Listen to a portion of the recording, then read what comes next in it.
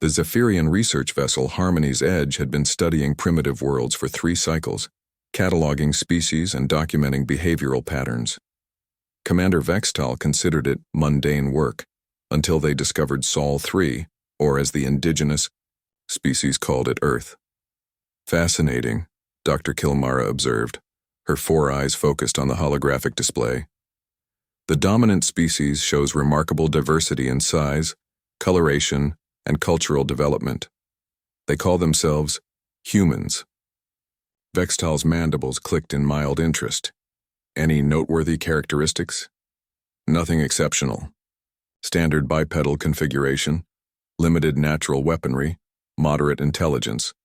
However, there's an intriguing symbiotic relationship we should investigate further.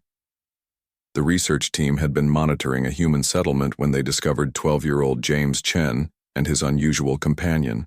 The boy lived on a wildlife conservation center with his xenobiologist parents, and somehow, through circumstances that baffled the alien observers, had formed an unlikely bond with a creature the humans called a honey badger. The small, furry entity appears to be some sort of domesticated companion, noted junior researcher Plix, though its aggressive behavioral patterns are concerning. Liza, as James had named her, was indeed concerning. The 20-pound mammal had somehow escaped 3 separate containment protocols, destroyed 2 observation drones, and had once been recorded fighting off a creature 10 times her size with what could only be described as psychotic determination. Perhaps we should collect samples, suggested Dr. Kilmara. The human child and his companion would make excellent subjects for our behavioral laboratories. That decision would haunt the Zephyrian Empire for generations. The abduction proceeded, flawlessly according to standard protocols, a simple teleportation beam executed while the subject slept. James awoke in a pristine white examination chamber, Liza cradled in his arms, both surrounded by curious alien faces. "Where are we?" James asked, his voice steady despite the fear flickering in his eyes. "You are aboard our research vessel," Vextal replied through the universal translator. "Do not be alarmed. We merely wish to study your species' behavioral patterns." James looked down at Liza, who had awakened and was now surveying their captors with the calculating stare of a predator, sizing up prey. "You made a mistake taking us." The Zephyrians found this amusing. What threat could a human child and his pet possibly pose to a vessel with shields capable of withstanding asteroid impacts? They learned the answer 3 hours later. It began when Dr. Kilmara attempted to separate James and Liza for individual testing. The moment the energy barrier activated between them, Liza exploded into action. She scaled the smooth metal wall, in seconds her claws finding impossible purchase on surfaces the Zephyrians had designed to be unclimbable. "Fascinating," Dr. Kilmara exclaimed, moments before Liza latched onto her face with the grip of a creature that had evolved to fight. Venomous snakes for breakfast. While the research team panicked over their shrieking colleague, James calmly observed the chamber's ventilation system. His parents had taught him about spacecraft design during their long expeditions.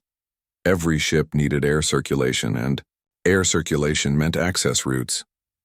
"Liza, air vent, 3 o'clock, James called out. The honey badger immediately abandoned her assault on Dr. Kilmara and launched herself at the indicated grate. Her claws, designed by evolution to dig through concrete-hard termite mounds, made short work of the alien metal. What followed could only be described as systematic chaos. James slipped through the ventilation system with the fluid grace of a child who'd spent his life exploring wild places. Liza moved like a furry missile of destruction, her fearless aggression perfectly complemented by James's tactical thinking. They sabotaged the artificial gravity generators first, sending the crew floating helplessly through the corridors. Then, James guided Liza to the power distribution network, where she chewed through cables with the same enthusiasm she'd once shown for burrowing through concrete.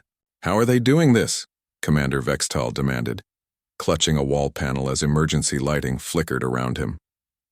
The answer lay in something the Zephyrians couldn't comprehend: the partnership between human adaptability and nature's most fearless creature. James provided strategy, spatial reasoning, and knowledge of technology. Liza provided unstoppable determination and a complete absence of survival instincts that bordered on supernatural. When the ship's defensive systems activated, trying to contain the intruders with energy barriers and sedative gas, they encountered problems their designers had never anticipated. Liza simply ignored the barriers, her thick skin and natural resistance allowing her to push through energy fields that should have stunned her. James held his breath and navigated by memory through gas-filled corridors, his small size letting him crawl through spaces no adult could access. By the 6th hour, they had reached the ship's main computer core. James, drawing on everything his scientist parents had taught him about technology, began accessing the navigation systems while Liza stood guard with the focused intensity of a creature that had once been recorded fighting off 6 lions simultaneously. "You will cease this behavior immediately," Vexatel commanded through the intercom. "We have weapons capable of—" "No, you don't," James interrupted, his young voice carrying a confidence that chilled the alien crew. "Because Liza ate through your weapons control systems 2 hours ago. And I just programmed your ship to return us to Earth." The Zephyrians watched in horror as their advanced starship, capable of traveling between galaxies, obediently turned toward a small blue planet and began transmitting a message that James had composed. "Hi, Mom and Dad. Some aliens kidnapped me and Liza, but we're coming home now. Also, I think we accidentally declared war on their entire empire. Sorry. Love, James. P.S. Liza says hi and wants to know if we can keep the spaceship." When the Harmony's Edge limped back to Earth 18 hours later, its crew traumatized and its systems held together with emergency repairs, the Zephyrian Empire faced a choice: invade a world protected by beings capable of turning children and small mammals into unstoppable weapons of chaos, or perhaps find a safer galaxy to explore. They chose the latter. Commander Vextal's final report, later distributed throughout known space, contained a single recommendation that became the foundation of galactic policy regarding Sol 3. Under no circumstances should any sentient species attempt to abduct, threaten, or otherwise antagonize the humans of Earth. They are individually dangerous, but their ability to form partnerships with their planet's wildlife creates tactical scenarios for which we have no adequate response. The human-child honey badger combination should be classified as a galaxy-level extinction event. James returned to the Conservation Center, where he was grounded for a month. Liza received extra treats and a new title, Interstellar Diplomatic Representative, though she remained primarily interested in digging holes and picking fights with anything that moved. The spaceship was donated to NASA, though James kept the captain's chair as a souvenir. And somewhere in the vast darkness between stars, alien civilizations updated their star charts with a simple notation next to Earth.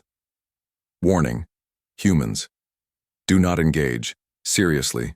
We mean it. Ask the Zephyrians.